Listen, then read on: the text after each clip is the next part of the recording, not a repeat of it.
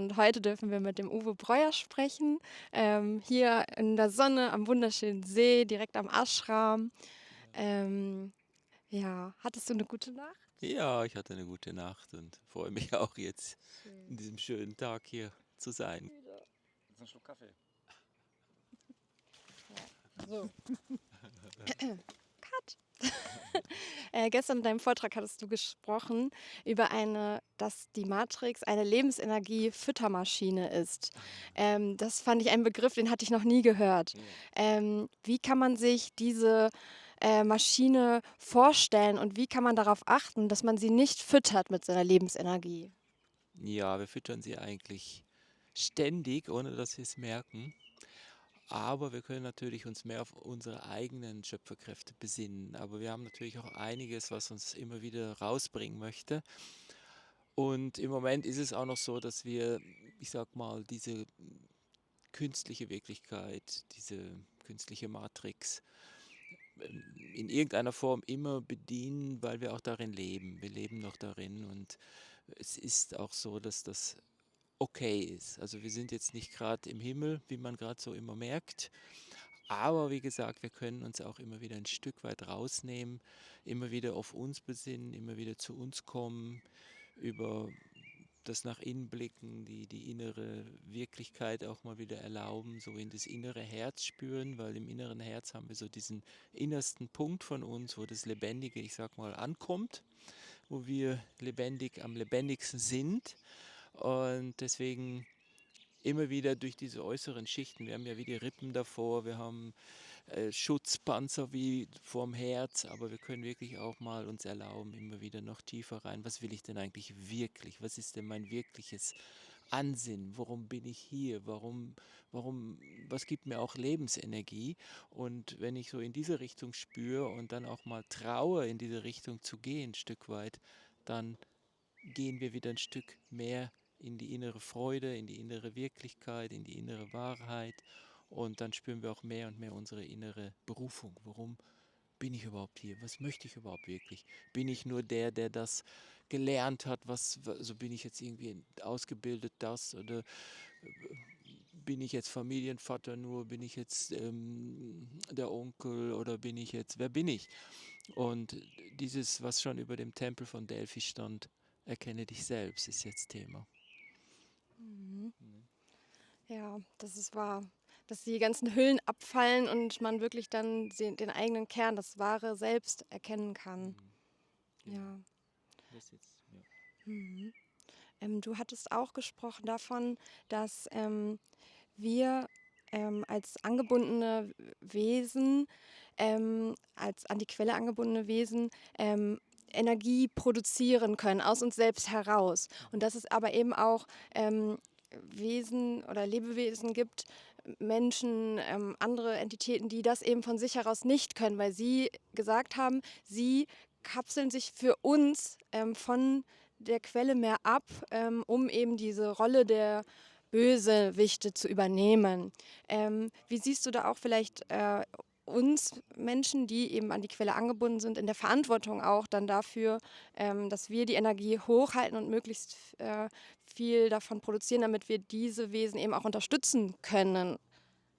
Ja, ich würde sagen, das neigt sich jetzt dem Ende zu. Die haben jetzt ihren Job gemacht Mhm. sozusagen.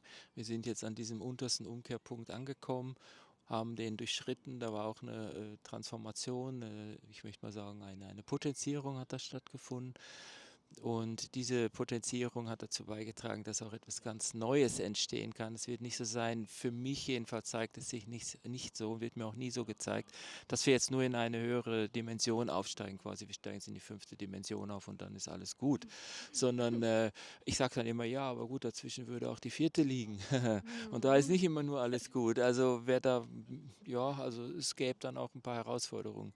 Aber ebenso wie mir gezeigt wird, gehen wir nicht nur in die fünfte Dimension sozusagen, sondern wir werden auch wirklich etwas ganz Neues erleben, eine neue Wirklichkeit.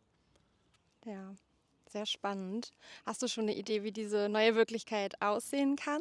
Ja, sie ist natürlich, jetzt wenn man Bilder malt, strahlender, heller, die Farben sind klarer, die Natur erholt sich und so weiter. Aber in Wirklichkeit ist es so, dass das Atom sich selber auch anders darstellt. Jetzt ist es polar und nachher wird es multipolar sein. Es wird einen ganz anderen Aufbau der Materie haben, aber auch der feinstofflichen und der höherdimensionalen äh, Materie, nennen wir es jetzt mal, Dimension.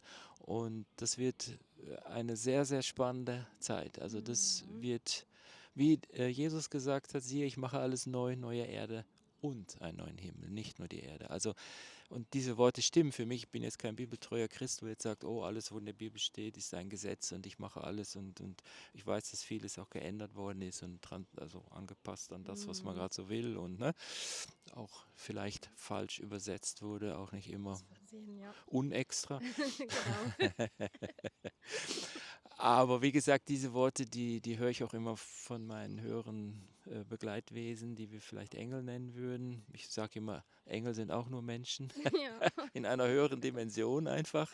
Wir sind auch Engel, die jetzt hier inkarniert sind und schon öfters inkarniert waren und da haben die auch großen Respekt davor, weil Mhm. sie wissen, geh mal lieber vor, ich schaue mal von oben und schaue, dass es dir gut geht. Also so, Ja. ich gebe dir ein paar Infos und so, aber sie dürfen auch nicht in unseren freien Willen eingreifen. Sie dürfen uns Angebote machen. Das ist jetzt natürlich ein bisschen anderes Thema, aber es Mhm. interessiert vielleicht auch noch viele. Ja. Ja, sehr spannend. Wollen wir noch eine Frage machen oder wollen Wenn wir dir zum eine Abschluss? einfällt. Okay, warte. Jetzt bin ich ein bisschen da. Ich hätte vielleicht eine Frage. Du sagtest ja, wir sind ja an dem Nullpunkt angekommen und jetzt sind wir dabei, wieder aufzusteigen. Ja? Und für viele ist der Aufstiegsprozess halt so ein zäher, langwieriger Prozess. Ähm, Ich hätte das jetzt mit so einer Art, als Taucher, so eine Art Dekompression würde ich es vergleichen. Ja? Man muss quasi in einem bestimmten Bereich verharren, abwarten, damit der Körper sich anpassen kann, wieder Sauerstoff gesättigt wird und dann geht der Aufstieg weiter.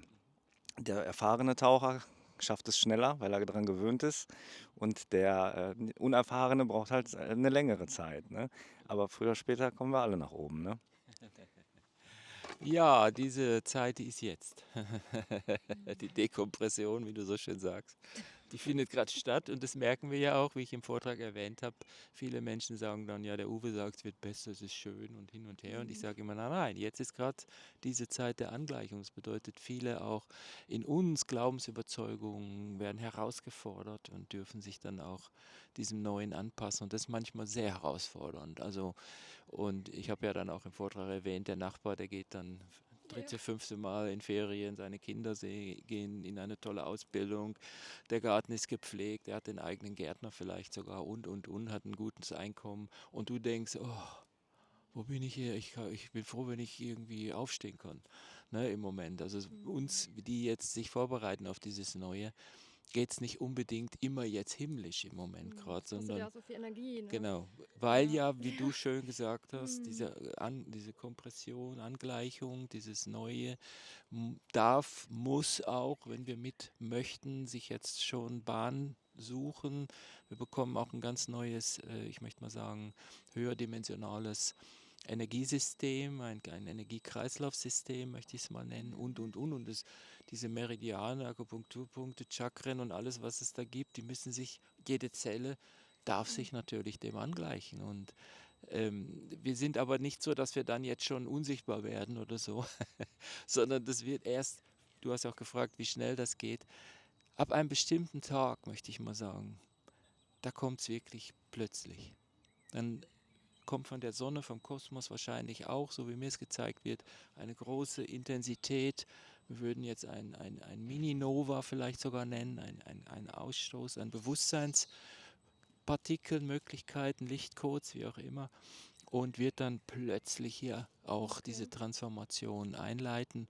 Und dann gibt es ja auch immer so diese Bilder, wo dann gesagt wird, drei sind auf dem Felde, ein, zwei können mit sozusagen und der Rest geht dann auch woanders hin. Das ist nun mal so, Mhm. weil ich kann ja jetzt auch nicht plötzlich auf der Sonne leben, obwohl dort auch Menschen leben, aber ich bin nicht in meinem Körper darauf ähm, da angepasst, an diese Frequenz, an diese Bewusstseinsintensität, die dort ist. Oder ich kann auch jetzt nicht auf den Sirius oder ich kann auch nicht sonst so hin, auf irgendeinen Planet, weil ich einfach nicht diese Frequenz habe, diese Bewusstseinsangleichung. Und so wird es natürlich auch sein. Und jetzt sagen natürlich viele, ja, wer kommt denn dann mit? Oh, ich weiß nicht. Und kommen meine Lieben mit, kommt mein Hund mit? Die Tiere in der Regel ja, die Haustiere. Okay, das ist schon mal schön. Das macht Und schon mal Mut. ja, ja. Und also immer so, wie es mir gezeigt wird, bitte. Ne? Ich kann ja Mhm. nur sagen, wie es mir gezeigt wird. Mhm. Ich habe nicht die Wahrheit gemietet. Also Natürlich. ich kann nur immer sagen. Ne? So. Und es wird aber auch viele Menschen dann, ich sag mal, in Anführungsstrichen mitkommen, wo wir jetzt vielleicht denken, oh je, Mhm. kommt dieser, mhm. Weil es ist ja so, viele Menschen haben in vielen Vorleben Trauma erlebt und sind in diesem Leben einfach so negativ eingestellt und sagen, sobald Lichtvolles kommt, schmilzt ja das, was so eingelagert ist und kommt wieder ins Bewusstsein. Also wenn ich Die jetzt viel Schutzpanzer im Grunde, die so aufgebaut und das wurden. erstmal herausfordern und teilweise auch recht, ja, einfach, man möchte nicht immer alles gerade spüren und diese Trauma Ja. spüren. Ich sage nur einen Tipp, Inquisition, du bist verbrannt worden oder sonst irgendwas, gefoltert worden und jetzt kommt du hast das eingelagert irgendwo in der Aura im Körper und jetzt kommt dieses Licht oder du spürst, da ist ein Mensch, der hat viel Energie, Liebe, Licht, dann fängt es an zu schmelzen und dann sagst du, oh, geh mir weg mit diesem Mist. Haben aber viel mitgebracht. Sie sind in vielen, vielen sogenannten Vorleben, Zeitlinien, wie auch immer, schon sehr vorbereitet, sind schon oftmals durch die Meisterschaft gegangen und können deswegen auch mit, obwohl du in diesem Leben sagen würdest, mein Gott, Mhm. der ist sehr also sehr abweisend, sehr im Kopf und sagen, nein, will ich nichts von wissen und geh weg mit diesem ganzen Spirikram und so. Und das heißt, wie gesagt, noch nichts. Also Ja. da müssen wir uns jetzt nicht stressen, das ist, wie gesagt. Und wir sind auch in der Regel mit Menschen zusammen, auch wenn sie uns herausfordern, die jetzt eine göttliche Anbindung haben und einfach diese Trauma teilweise noch mit sich herumtragen. Das Ja. kann passieren.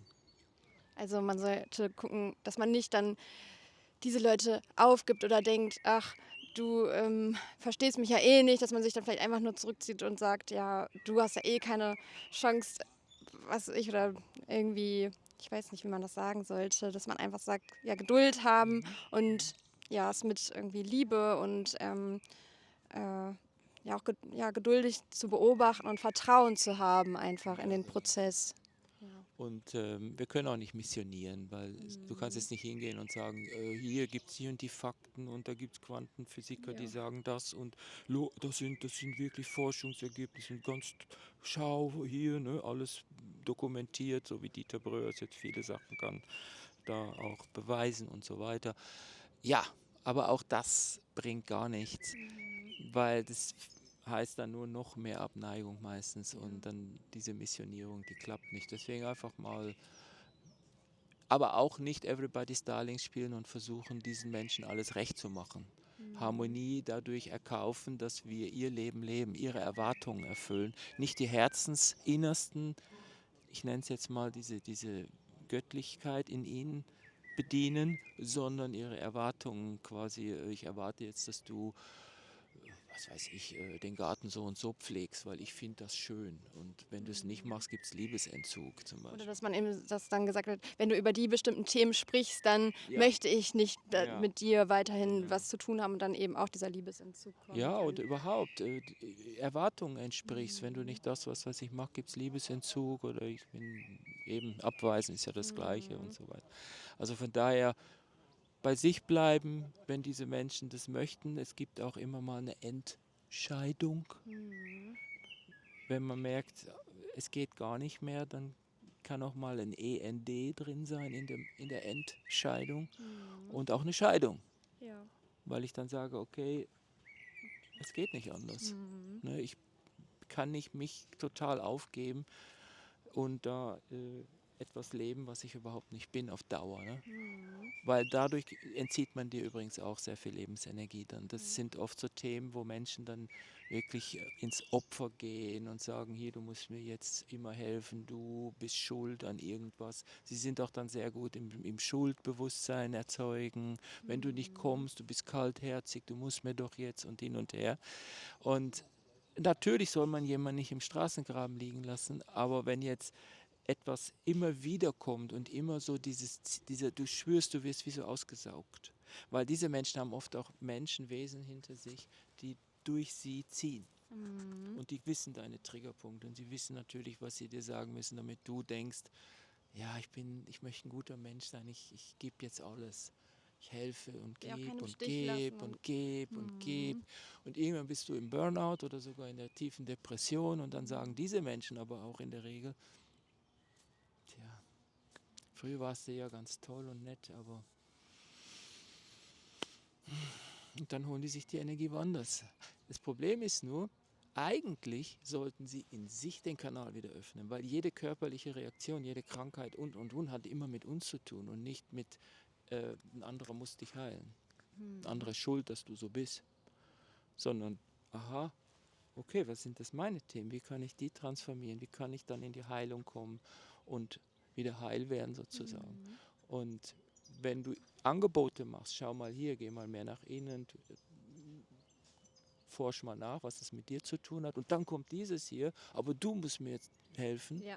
dann vorsichtig werden, weil dann, Also es ist dann, denke ich, gut, wenn man sieht, okay, der Mensch möchte nicht gerade selbst daran arbeiten. Wenn man merkt, okay, man gibt einen Hinweis oder und das wird angenommen, dann ist ja in Ordnung. Aber wenn dann man merkt, okay, der Mensch möchte eigentlich nur von einem wieder die Energie, weil es dann ein bisschen leichter ist für ihn oder er nicht die Arbeit machen muss, dann ist es vielleicht auch in unserer Verantwortung, uns wirklich doch zurückzunehmen und den Menschen dann genau, sehen zu lassen, dass er seine eigene Arbeit machen kann genau, überhaupt. Weil wenn er genau. nicht die ja, Notwendigkeit dafür hat, dann warum soll er überhaupt erst anfangen? Genau, genau. Er wird sonst immer wieder zu dir zurückkommen, solange bis du leer bist. Mhm. Und dann wird er sich jemand anders suchen. Ja, sehr spannend. Und ja, ich denke, jeder von uns kennt das. Und Mhm. ja, vielen lieben Dank. Sehr gerne. Das, ja. Mhm. Danke dir, Uwe. Danke euch.